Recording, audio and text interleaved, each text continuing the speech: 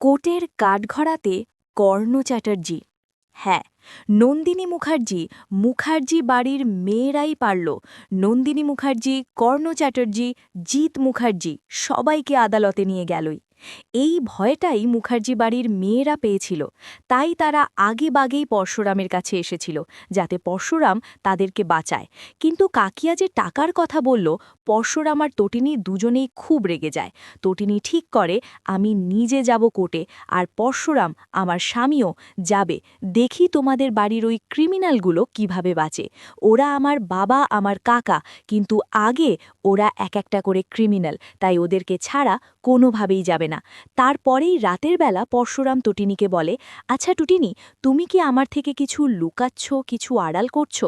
বলো, যদি কোনো কথা থাকে আমাকে বলতে পারো।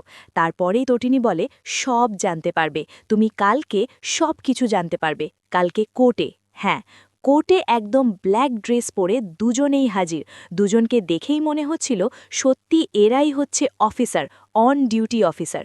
ওদিকে কর্ণ চ্যাটার্জি, তার বলার কিছু নেই, তাকে কোর্টে আসতে হয়েছে, এটাই তার জীবনের সবথেকে বড় অপমান।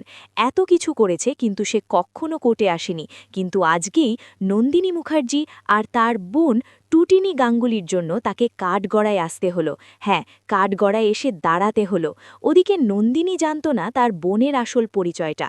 কোর্টে যাওয়ার আগেও নন্দিনীর সাথে কথা বলে টটিনি যে, তোর কোনো ভয় নেই দিদিভাই, আমরা তো পাশে আছি। তখনও নিজের পরিচয় সম্পর্কে নিজের দিদিকে কিন্তু বলেনি কিছুই। তারপরেই যখন কোর্টে নিজের বোনের ওই রূপটা দেখতে পেল, সবথেকে বেশি চমকে কিন্তু নন্দিনী মুখার্জি গিয়েছিল নিজের বোনকে ওই রূপে দেখে। হ্যাঁ বন্ধুরা, পরশুরাম সিরিয়ালটি কিন্তু জমে গেছে। আরেক দিক থেকে অনেকের মনে হচ্ছে যে সিরিয়ালটা কি শেষ হয়ে যাচ্ছে? শেষ হয়ে যাবে না, একদমই না। অনেক টুইস্ট অ্যান্ড টার্ন আসছে। সিরিয়াল শেষ হবে না, আপনারা নিশ্চিন্তে থাকুন। নতুন হলে চ্যানেলটা